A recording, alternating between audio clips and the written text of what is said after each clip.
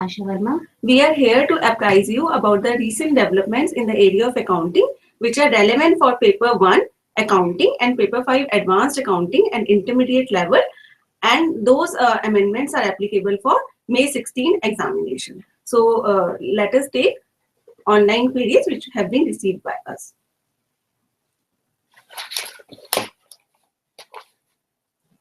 Ankit.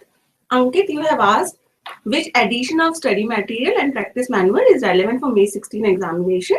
July 15 edition of study material is relevant for May 16 examination. However, if you have the older editions, you can study from July 14 edition, but you have to study the developments or the amendments which have been covered in the last 3 RTPs. After going through those amendments, you can refer the July 14 edition. However, especially for chapter 2 in Paper-1 Accounting and chapter 4 in Paper-5 Advanced Accounting, you are advised to refer July 15 edition, which has already been well hosted on the website. Ankit, you have again asked, what is the relevant date of study material to prepare? I think you are asking about the edition only. The date is not material. July 15 was a edition which was revised for us, and afterwards they have been reprints, but you need not bother about that. Even if it is July 15 or any of the reprint, you can refer afterwards. Now, most of the students have raised the queries how to get good marks in the paper of accounting and advanced accounting, how to score better marks in the paper, as these papers are purely practical based papers. So definitely the students want to score high in the papers to increase their aggregates. So without wasting much time, let us apprise you about the recent amendments in the both papers of accounting, Paper-1 and Paper-5, as well as the general tips of preparation, examination guidelines, the strategy to develop for preparation to get good marks in the examination. So let us move to the PPT.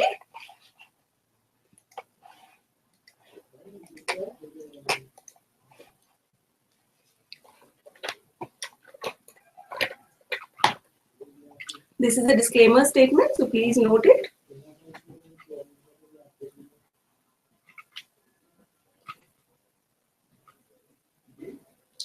Student, we have LMS, which is Learning Management System. You are advised to refer this for getting the amendments.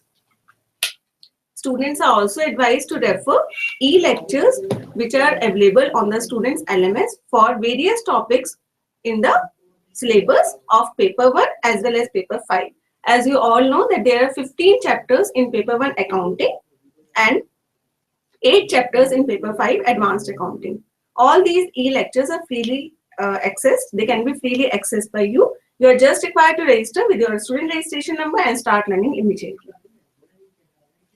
You also note that these e-lectures, PPTs, podcasts, and video lectures, which are there on ICI Cloud Campus, their main aim is to supplement the study material, practice manual, and supplementary study material. So you cannot say that if you are referring those e-lectures or you are assessing those podcasts, you will ignore the study material or practice manual. The base of the contents of the syllabus has to be gone through with the study material only, and you are advised to make a sufficient number of illustrations through practice manual also, and any supplementary study material if there is any. Due to changes in accounting standards, there may be some time gap between the changes and the recording of updated lectures. So you have to keep this in mind while referring those e-lectures. These lecture recordings are made according to the syllabus relevant for each paper. Now, specifically for Paper-1 and Paper-5 at intermediate level, all the relevant notified sections of the Companies Act 2013 and legislative amendments including relevant notifications, circulars, rules, guidelines. So you have to see that all the relevant notifications, circulars, rules, and guidelines issued by regulating authorities Now, what are regulating authorities? Regulating authorities may be SEBI, maybe IRDA, maybe Banking Regulation Act, whatever is relevant for your paper. Like in Paper-1 accounting, we have Companies Act 2013, the sections which are applicable for the syllabus, like the section of Bonus Act, Schedule 3 regarding preparation of financial statements, Schedule 5 regarding manager remuneration, etc.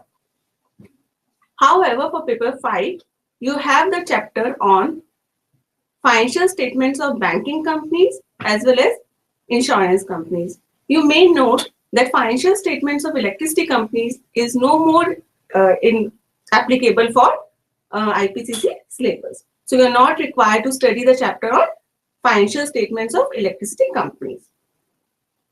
So all the guidelines which are issued by regulatory authorities like IRDA, banking regulation, these regulations are also relevant for.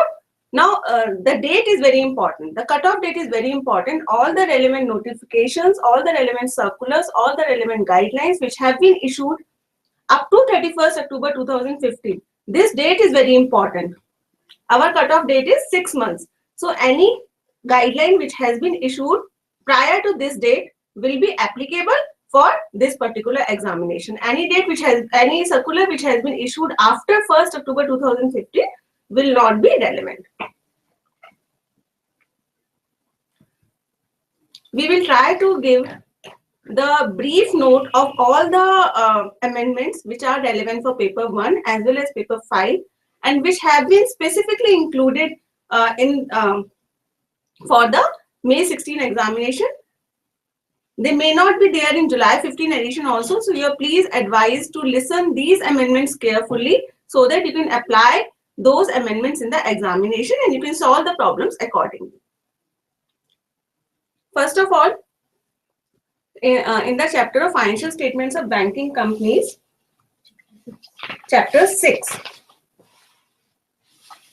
In chapter 6, the term SLR is used. You might be aware, you all of students, you might be aware of the term SLR. You must be familiar with it. SLR is basically statutory liquidity ratio.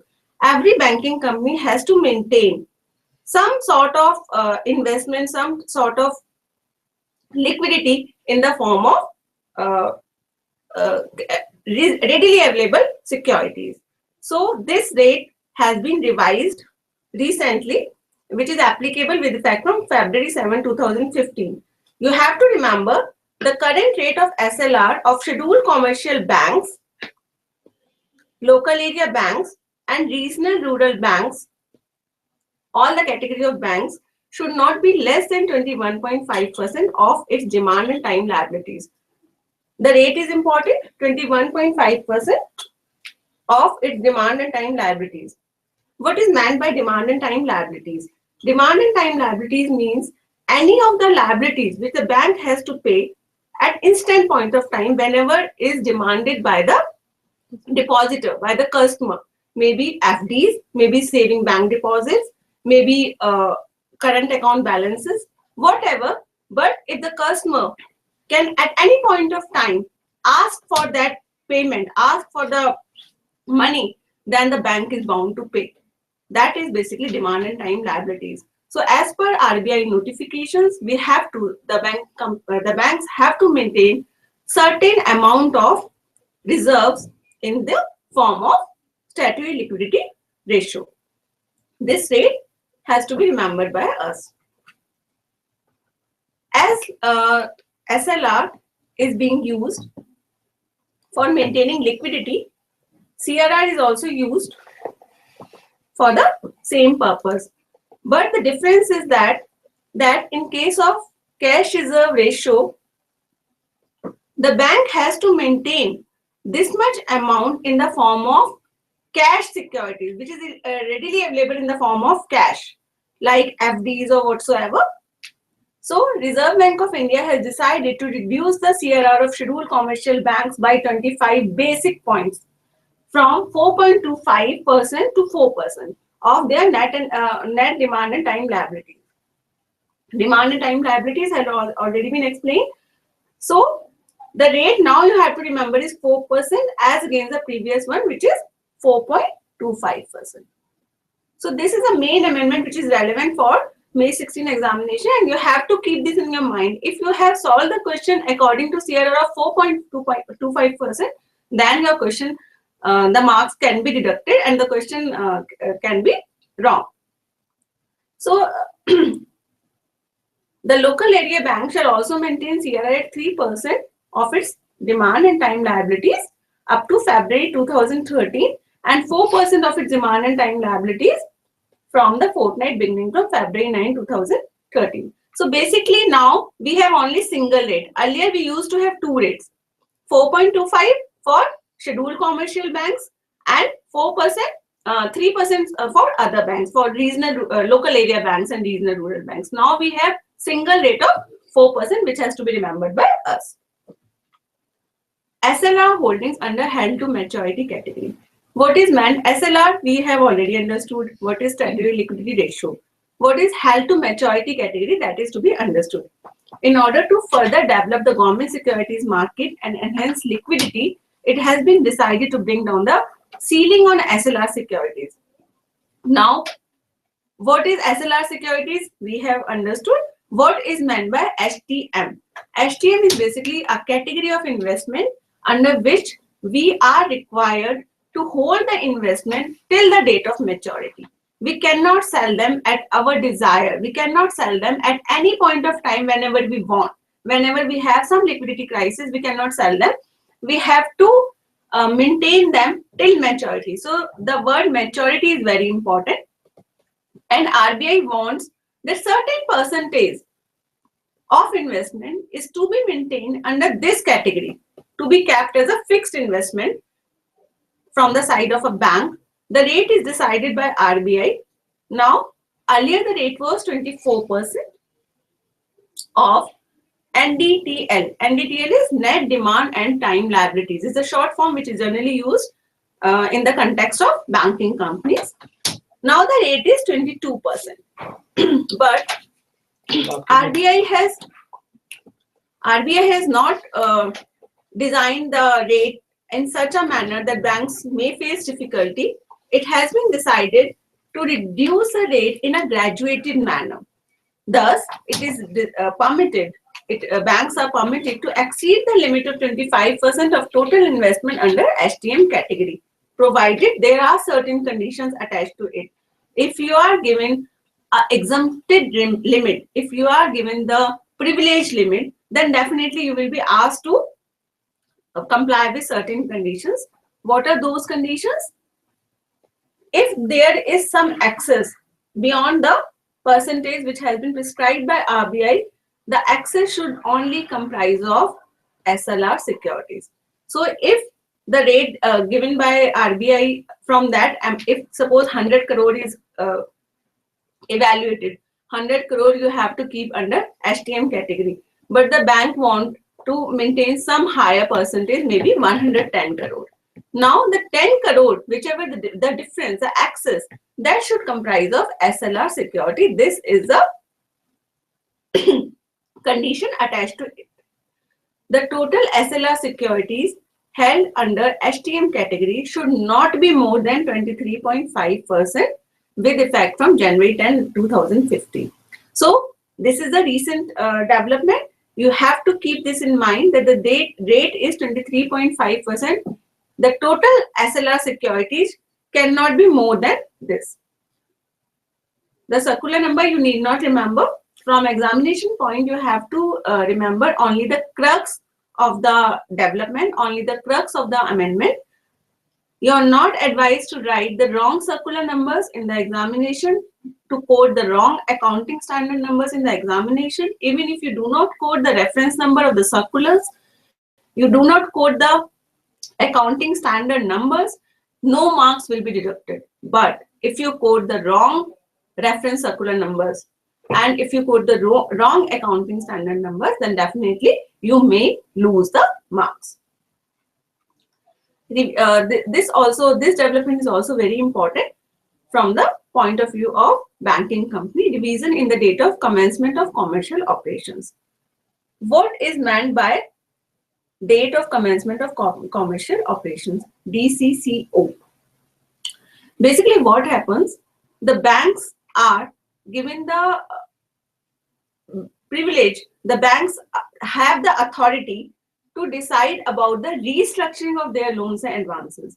If the bank wants to restructure any particular loan given to some entity, some business entity, the bank has the authority that on a later date it can restructure it. It can classify into some other category, from performing to non-performing, from non-performing to performing, from doubtful to performing, but depending upon certain conditions. Certain conditions are attached to it. If the conditions are complied with, if the conditions are fulfilled, then the bank can do subject to all the compliances.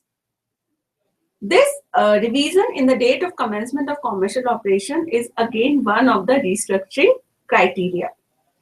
What is date of commencement of commercial operation? It means the date of starting of the commercial operations by a particular entity. Sometimes a loan is granted, sometimes a loan is sanctioned very much well in advance before the commencement of commercial operation, maybe 2 years, maybe 4 years before the starting of the project in reality.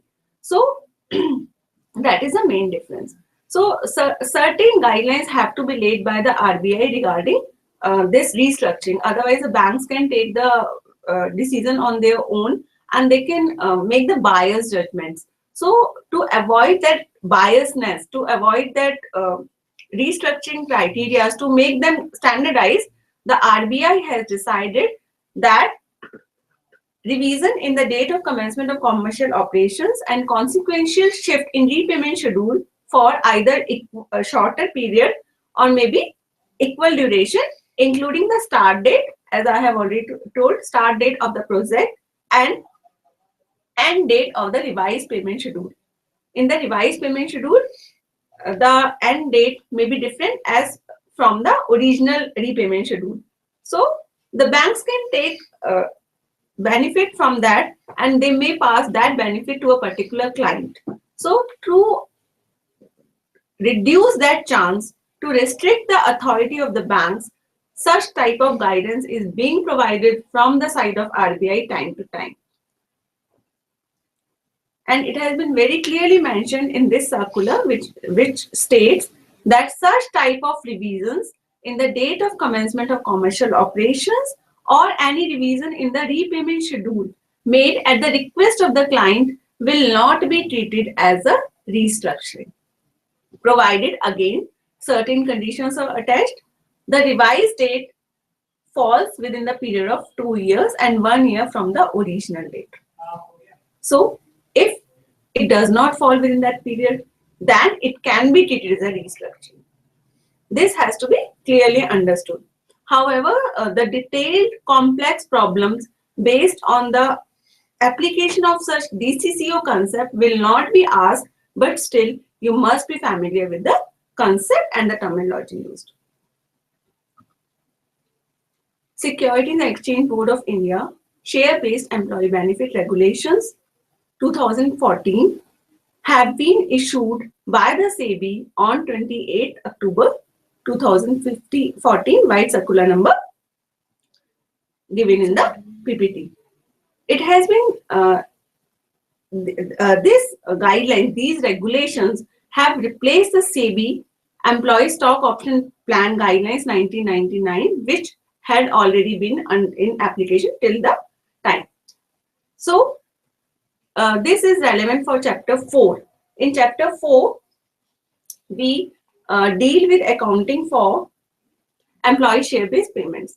However, in this regard, regarding this particular unit, I will like to say that in all the problems given in the unit, we have solved the problems according to the guidance note. We have a guidance note also on the share-based payments. We have a particular guidance note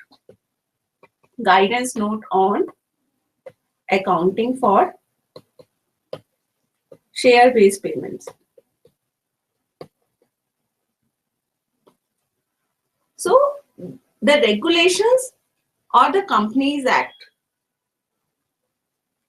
deal with advisors suggest us, give us the guidelines for provisions relating to ESOPs, what schemes should be there, and what are the rules and regulations which should be abided by each and every company while granting any ESOPs, employee stock purchase schemes, stock appreciation rights schemes. Either the company is following the guidelines prescribed under the Act or the regulations. Earlier it was 99, ESOP guidelines 99. Now it is share-based employee benefit regulation 2014. Whether the company is following such guidelines or not, that is important. General employee benefit schemes and retirement benefit scheme formulated by the listed companies. This is also important that these regulations are meant only for listed companies. If the unlisted company is there, that even if it does not follow those guidelines, it is something which is permitted. These regulations give us a complete guidelines for definitions, for any formation of any committees, any approval, what are the listing compliance requirements. It gives a complete guidelines. But regarding accounting aspect, again, I will like to say that this guidance note is very important. However, the guidance note is not specifically mentioned in the syllabus of paper 5, but regarding accounting part, all the illustrations which will be given in the chapter will be based on this guidance note, and you are required to solve, you are required to account for the problems according to this particular guidance note. But regarding terminologies used, regarding definitions part, regarding act part, wherever the law is concerned, then these guidelines will be very much applicable. They will come into force. So you have to study the accounting in respect of the problems given in the study material and practice manual for the concerned ESOPs, for the concerned scenarios given relating to ESOPs as per the guidance note, but for the terminologies used, for the terms, for the definitions, for the law part, you have to abide by the regulations. Now, it is a journal. Actually, this mentoring is basically meant for both the papers of accounting, paper 1 and paper 5. As all of us are aware that these papers concentrate on very crucial aspects of accounting. And without having the base, without having the fundamentally strong accounting terminologies, we cannot proceed on to the succeeding papers. You cannot think of passing, you cannot think of scoring good marks in the final papers or in the intermediate advanced papers if paper 1 base is not clear. So working knowledge of all the principles, procedures of accounting and their application to different practical situations is very much required. As a student, you must be aware. As a student, you must be thorough with all the concepts which have been discussed in the study material, and you are required to practice sufficient number of practical problems which are given either as self-examination questions in the study material or as number of illustrations in the practice manual. In each and every chapter of the practice manual, some key concepts are given at the beginning of each chapter. So you are required to please focus on those key concepts. They are very crucial. They are very important to be studied, and without which I think you will not be able to understand the problems. And one general mistake committed by most of the students complain to us that they read the problems and they don't get time to solve the problems on their own. It is very sad that without solving the problems, you can never understand the concepts. You have to solve the problems by pen and write it on a piece of paper. You cannot just read the problems and you cannot say that the chapter is over and you have understood the chapter. So these main points you should remember. The syllabus of accounting has been segregated into 15 chapters for the purpose of full coverage and study. and design the whole study material has been designed keeping in consideration of the syllabus and the level of knowledge required. As I have already told that at your intermediate level, the working knowledge is required. Working knowledge is required, not the expert one. The syllabus of advanced accounting has been segregated into 8 chapters for the purpose of its full coverage and study. It does not mean that the syllabus of paper 1 is vast and the syllabus of paper 5 is less because the number of chapters is more in paper 1. It is not this, because in paper 1 maybe the number of chapters is more, but the level of knowledge, the level of the problems is comparatively less as compared to paper 5, and more complex, more practical based problems may be asked in chapter which is covered in advanced accounting paper. For example, you can take the chapter on corporate restructuring, amalgamation and restructuring. In that chapter, at both the levels of chapter is there, but still the level of problems is definitely different.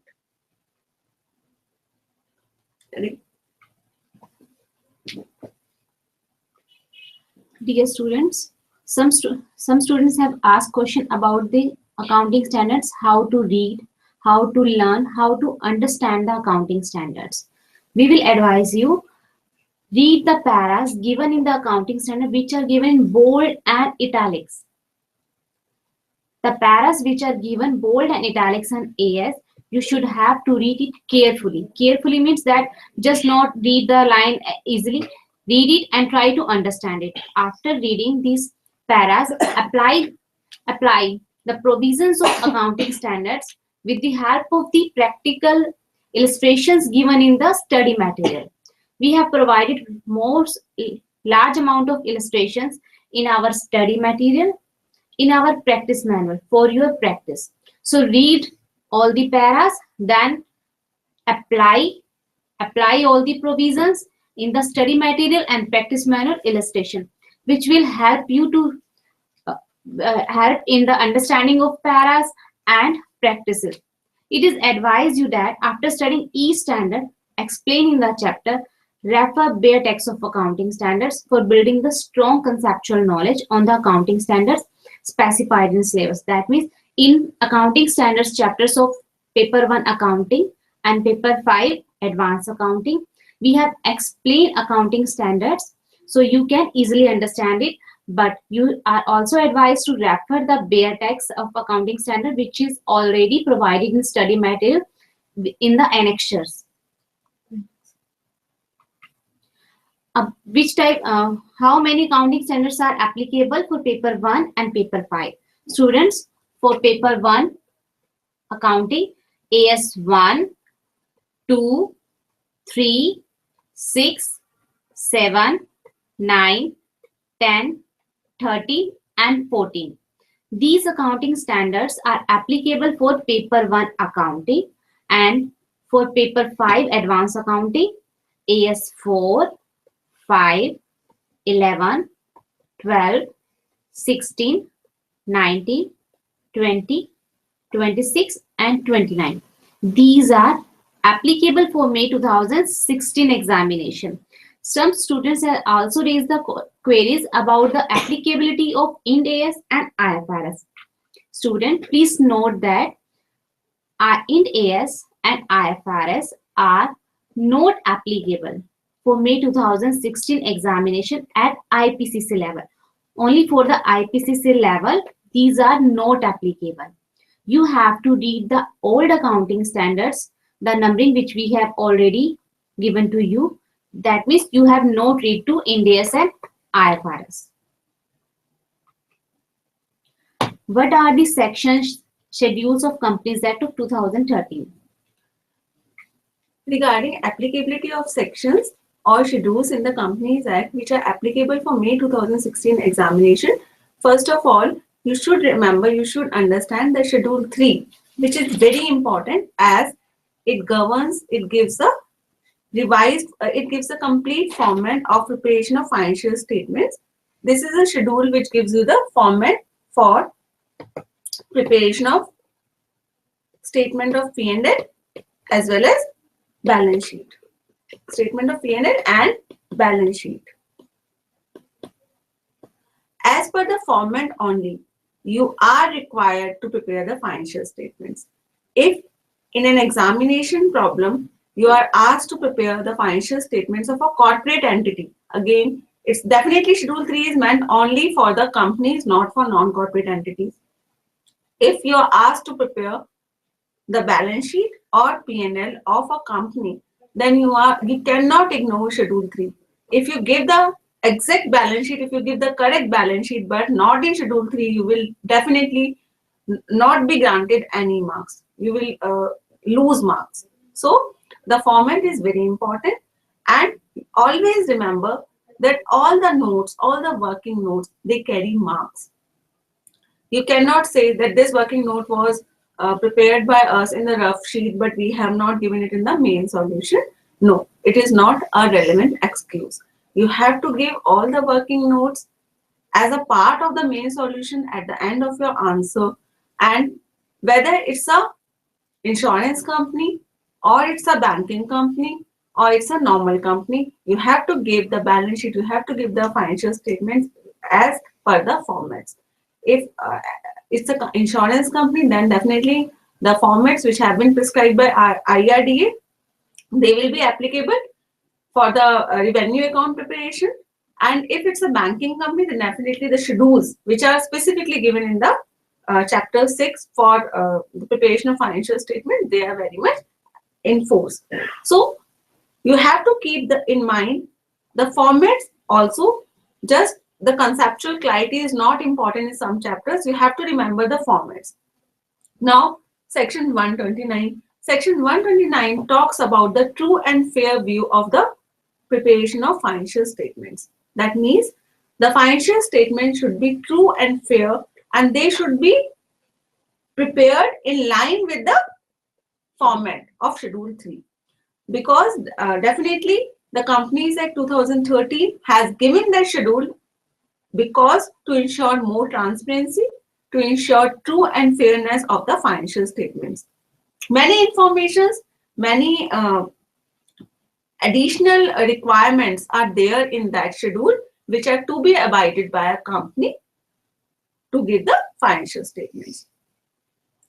You must be aware of the subtopic of managerial remuneration, which is clearly explained, which has been detailed in chapter 2, unit 1 of Paper-1. This is these are the specific amendments which are relevant for Paper-1. Regarding Paper-5, DCCO and SLR, CRR, we have already covered. Managerial remuneration, as per Schedule 5 to the Companies Act 2013, there are certain changes which have been made. Earlier, the schedule which was governed by Companies Act 1956, in that criteria, there were the percentages of overall managerial remuneration and separate managerial remuneration which were different. Now, the limits have been revised considering the prevalent economic conditions and the financial conditions of the companies. So, now the Schedule 5 gives a revised rates for the managerial remuneration, overall managerial maximum limit, how to calculate effective capital. That has to be clearly understood. That has to be thoroughly understood by us to make to apply the concept, to apply those requirements in a practical problem, which has been given. Because in the examination generally the question may be asked either to calculate effective capital as governed by Schedule 5. That effective capital calculation is very much important for the computation of managerial remuneration. You will not be able to compute the amount of managerial remuneration, the maximum amount of managerial remuneration which can be given to managers, or the overall maximum managerial remuneration limit, unless and until you have understood the requirements of Schedule 5 to the Companies Act 2013. So please read the contents of this particular subtopic given in unit 1 of chapter 2 of Paper-1 accounting study material. Again, there is chapter 4 which deals with bonus issue under the Companies Act 2013. Regarding this, there are also certain changes which have been made by Companies Act 2013, and the relevant section is there. The problems given in the study material have been well revised and they have been in compliance with the provisions of section given in Companies Act 2013. So you have to read them carefully and you have to understand them.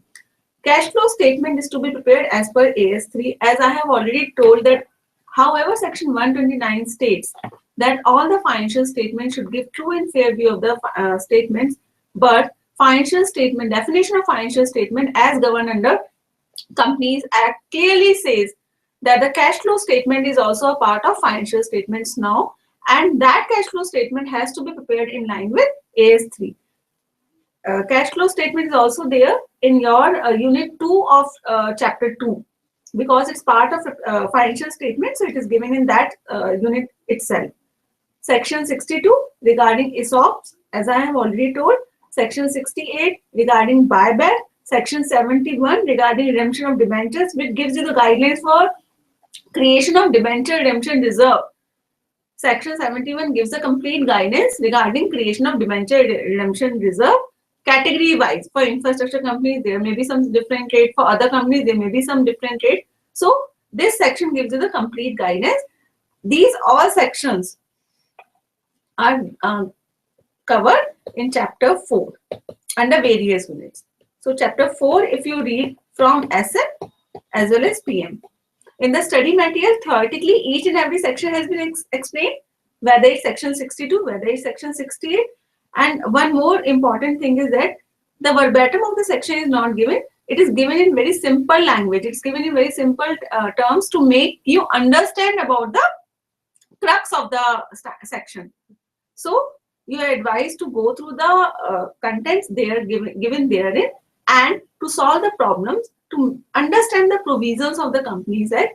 Then only you will be able to appreciate, then only you will be able to correlate the things in a better way. You remember, we have already given you the guidance about the cutoff date. You remember the relevant notified sections of the Companies Act 2013 and other legislative amendments up to 31st October 2015 are applicable for May 16 examination. So this cutoff date is very important. All the relevant notifications, circulars, rules, guidelines issued by regulating authorities. These regulating authorities basically is significantly important for paper 5, not for paper 1, because in paper 1 we have only the applicability of Companies Act. No other regulating authority will come into picture.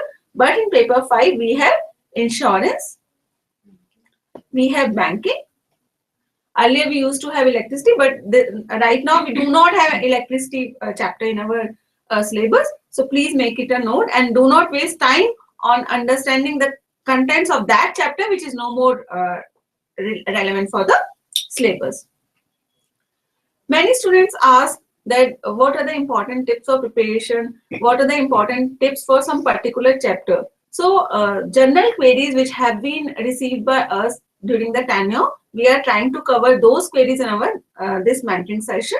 The students generally ask that how should we approach the amalgamation or reconstruction problem? How can we judge that whether it's amalgamation, whether it's reconstruction?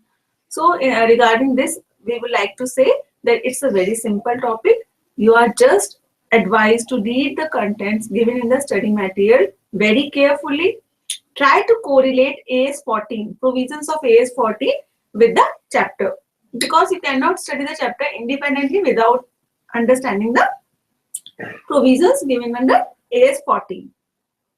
So, and generally you can judge the examination pattern. You can always see that generally this topic carries 16 marks, either at paper 1 or at paper 5. 16 marks question will definitely come in the examination. So you cannot skip this chapter. Even if you are finding difficult, you are finding some portion difficult, you can make a note of it and you can ask from the teachers or from us and make it thorough. Your understanding should be thorough because this chapter is at each level of CA curriculum. At intermediate also, in both the papers this chapter is there. At final also we have a separate chapter on corporate restructuring, which also includes some advanced concepts of demerger, spin-off, etc., which are not there in intermediate. So The conceptual clarity of this chapter is very important, and you have to study in whole. You cannot just skip, and you can just skip some portion, and some portions you can read. That you cannot do. You have to give the complete entries. Maybe in a particular problem in the examination, you may be asked to prepare the financial statement also. But generally, the journal entries are required in most of the questions of corporate restructuring, as either whether it's amalgamation or whether it's internal reconstruction.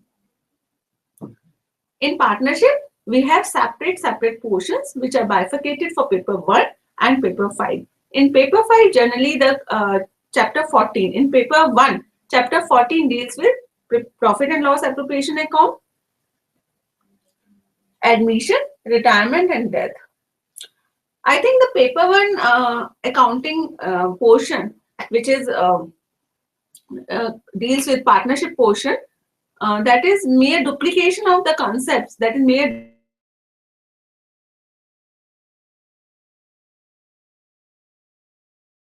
this is nothing new, and I don't think that the students might find any difficulty in attempting the problem based on this chapter, because you have already well covered at CPT. However, in paper-5, there are some more advanced topics like dissolution. This is a new topic you have not studied. So chapter 3 in intermediate paper-5 deals with chapter 3, unit 1 deals with dissolution, and I think unit 2 deals with amalgamation, conversion, and sale of partnership. And these two topics are slightly new for you, and they may involve some advanced issues. They may involve some complex issues, like in dissolution also, in amalgamation, conversion, sale, either there may be two partnership firms which may be amalgamated in a particular problem, or there may be a conversion of a partnership firm into a company, or there may be a sale of partnership firm to a company. So 3 type of problems may be asked in the examination. One new topic has also been included, limited liability partnership. This is a newly introduced topic.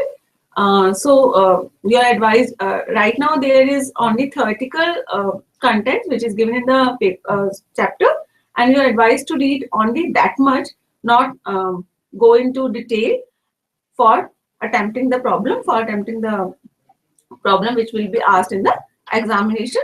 But please note, this is a newly introduced chapter, so short note generally may be asked, or there's some procedural aspects, right, whether in winding up or some procedural aspect may be asked regarding LLP in the examination.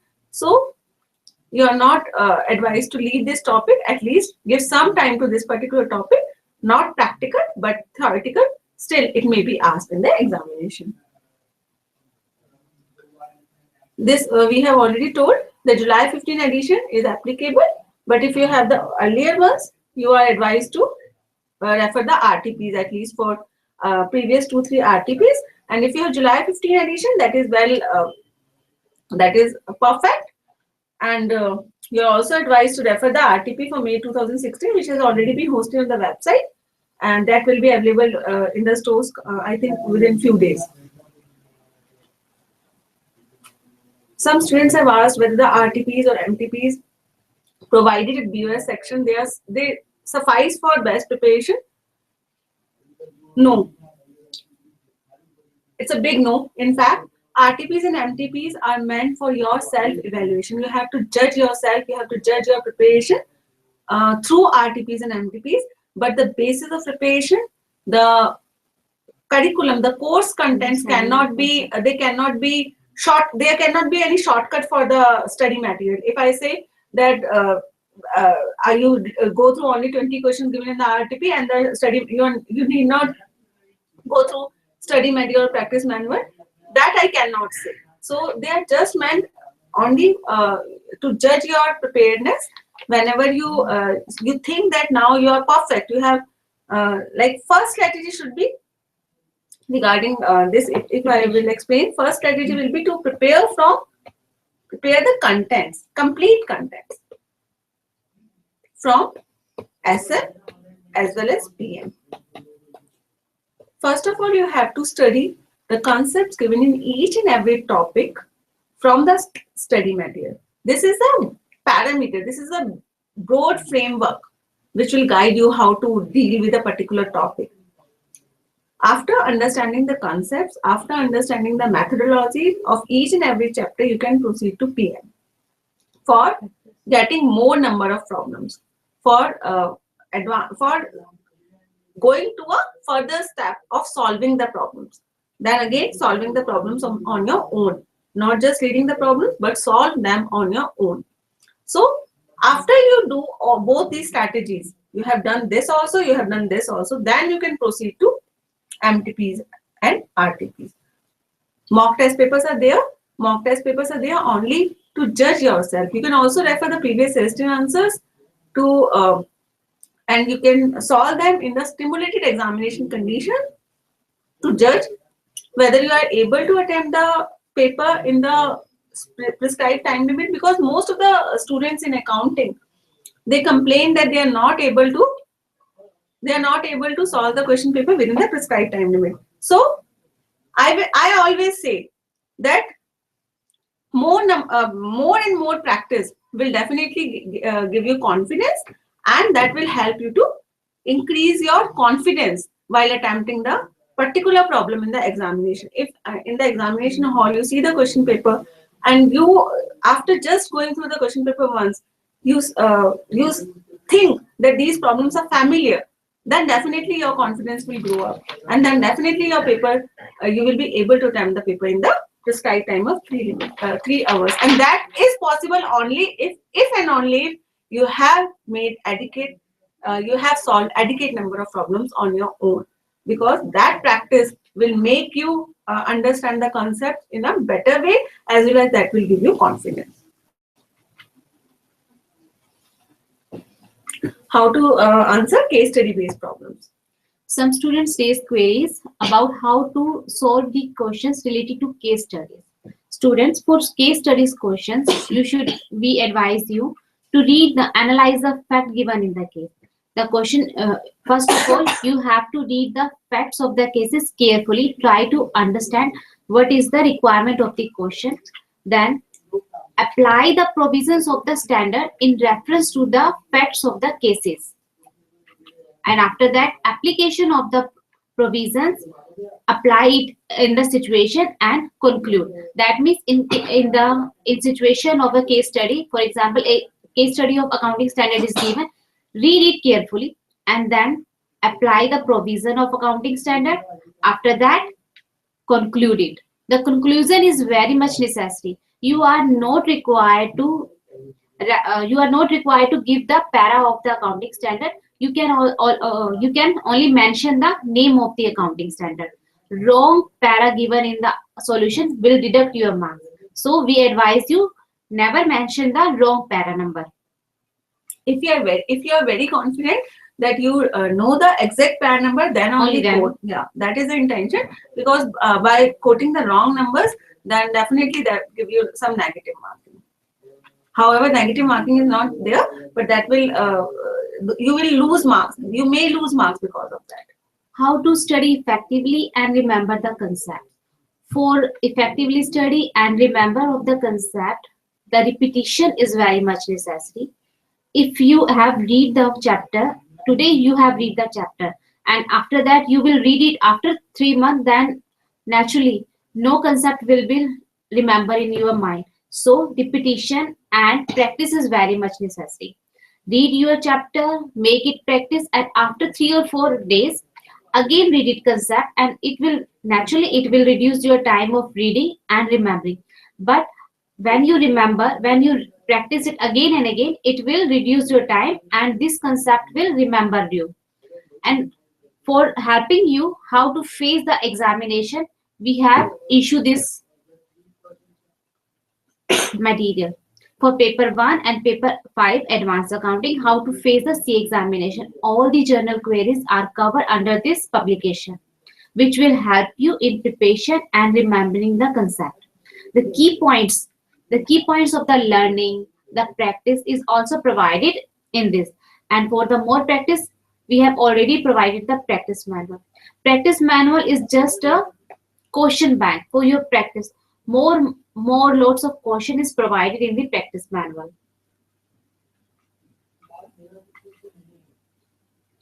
Now, what should be the strategy for preparation? How you should start the preparation, and how you should just assemble all the gatherings, all the things which you have well prepared. How you should assemble them just before the examination. That strategy is very important to be understood. First of all, try to understand what is your requirement of syllabus. Mostly students doesn't know about the syllabus. So all the syllabus are provided in the study material. In the study material, the syllabus is given. Read the syllabus given in the study material carefully. Then assimilate the knowledge provided in all the study material. The inputs provided of the board of studies are study material, practice manual, RTPs, mock test papers. All these are provided, and these all are freely available on the ICI website. You can easily access all this material. Then plan your study. How much you have time and how much time you want to devote on this. And you should plan your study in such a manner that 2 rounds of revision, at least 2 times of revision you should given to your study. Then practice the solving a good number of questions in each topic. And you should always remember to make the notes of yourself. That means read the concept and then make short notes. Then it will help you in the examination time. And then prepare the necessary notes. And more practice is very much necessary. Some students ask question, ma'am, but which chapters are more important? Students, please carefully understand all chapters are very much important. Only thing is that you can judge the pattern of the question paper only through by reading the previous question papers. If you read the previous question papers, then definitely you will get an idea.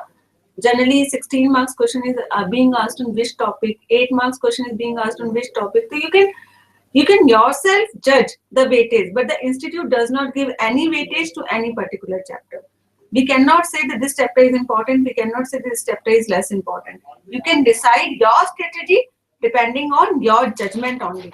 But generally, I will say that chapter 1, in paper 1, chapter 1, and paper 5, chapter 2, on accounting standards, first question, which is compulsory question, is generally being asked from the topic of accounting standards. 4 small problems will be asked.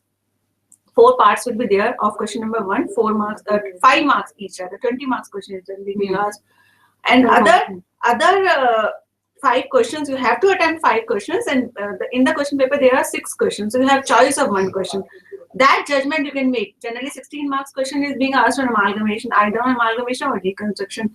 Others you can decide by having if you just see 3 question papers, last 3 or 4 question papers, you will judge. And you can also refer the suggested answers for this, to know the past trend. To know the past trend, and that I will definitely advise you that after preparing, after your complete preparation, you just before the examination, few days before the examination, you just make it a note that you solve the question paper, the previous question paper, and in the examination condition. Then compare your answer with the suggested answers, because that will definitely evaluate your preparedness, and that is very much essential.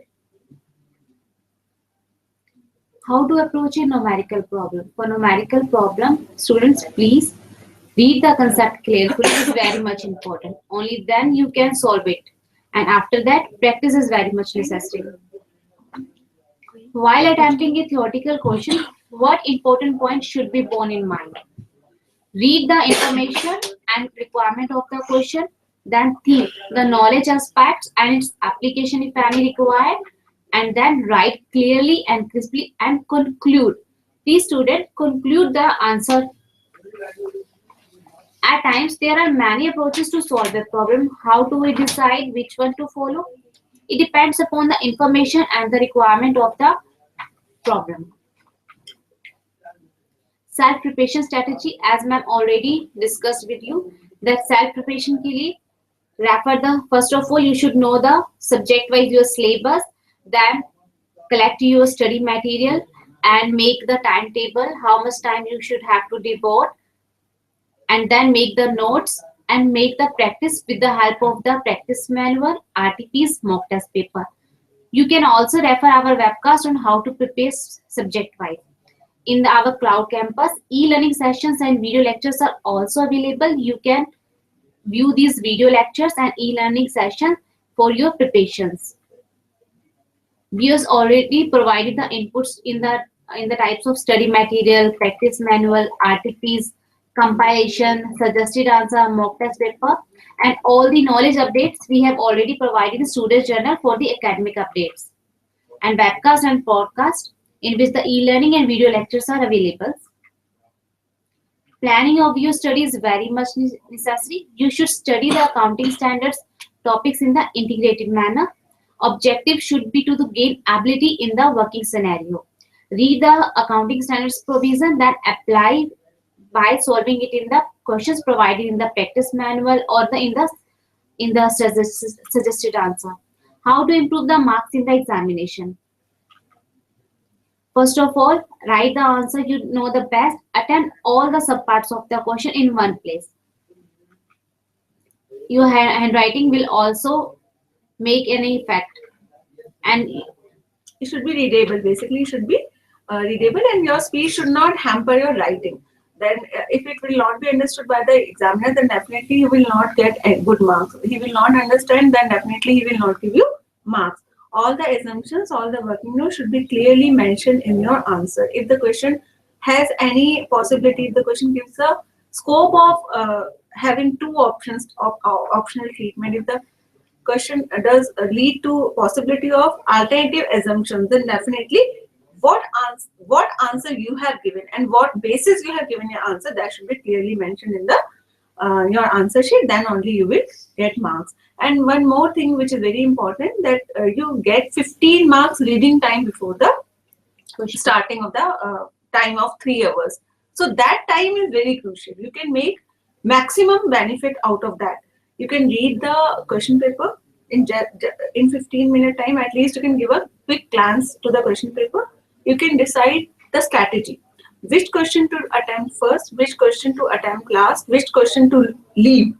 At least you can decide which 5 questions you have to attempt more. First question is compulsory, but what other 5 you have to attempt, that you can decide during that 15 period time. And then at that moment, the span of the examination time of 3 hours starts.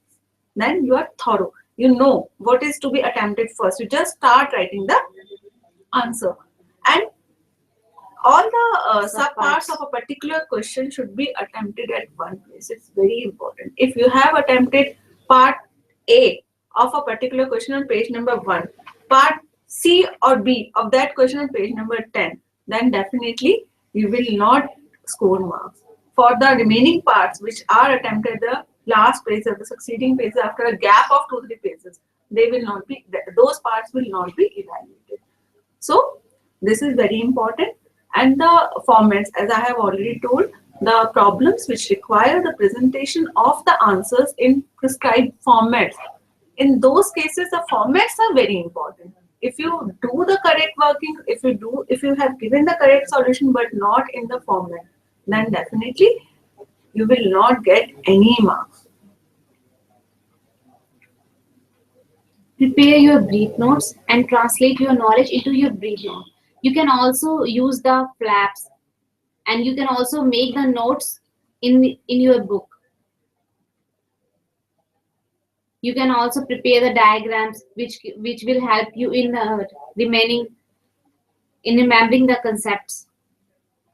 At the later stage of preparation, you will revise in lesser time with lesser efforts. How to manage the time in examination, as we have already provided This we have already covered, that you have to make optimum use of 15 minutes time which is given for reading.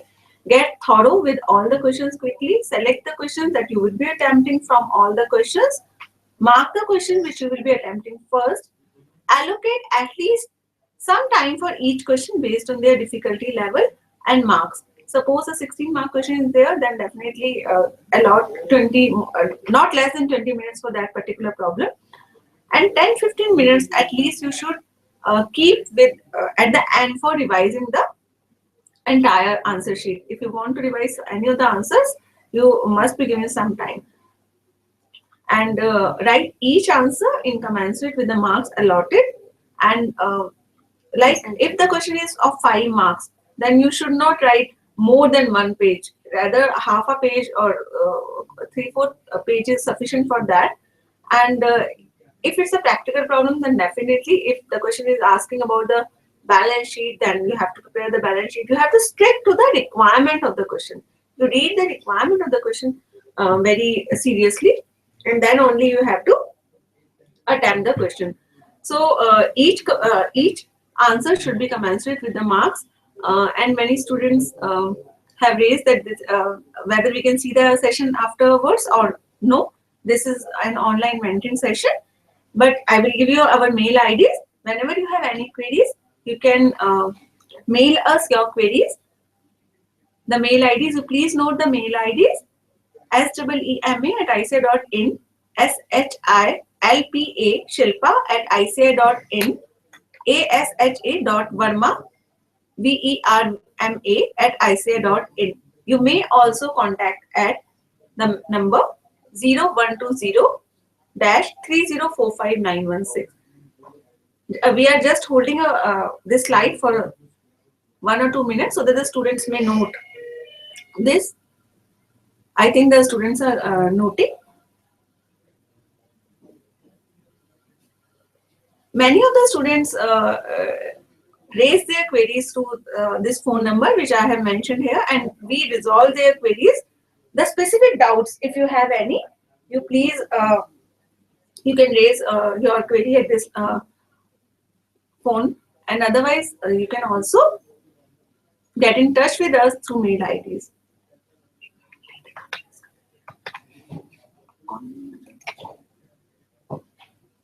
Ankit, this we have already answered. So there is no online query which is pending.